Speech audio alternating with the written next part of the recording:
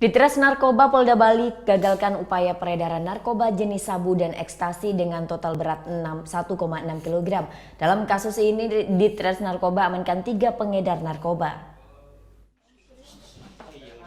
Ditres Narkoba Polda Bali kembali gagalkan upaya peredaran narkoba jenis sabu dan ekstasi seberat 1,6 kg. Dalam kasus ini, polisi berhasil amankan 3 tersangka yang berperan sebagai kurir dan pengedar.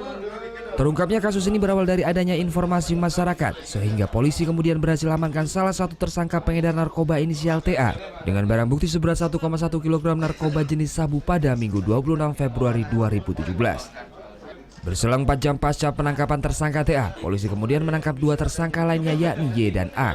Dari tangan tersangka TA, polisi menemukan barang bukti sabu seberat 1,1 kg yang disimpan di dalam tas ranselnya. Sabu tersebut dia bawa dari Surabaya atas suruhan seseorang dengan inisial J untuk diserahkan kepada tersangka Y.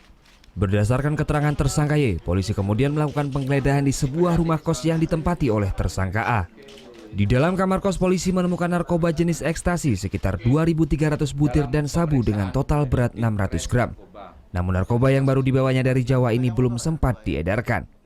Yang minggu lalu itu sudah sempat diedarkan, sehingga kita dapat sisanya yang 4 on beserta 2.000 sekian butir. Selain mengamankan barang bukti narkoba, polisi juga mengamankan buku tabungan, kartu ATM, HP, dan barang bukti lainnya.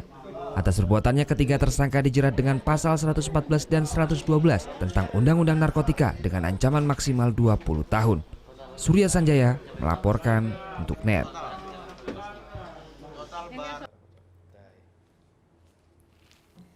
Udah selesai kan nontonnya?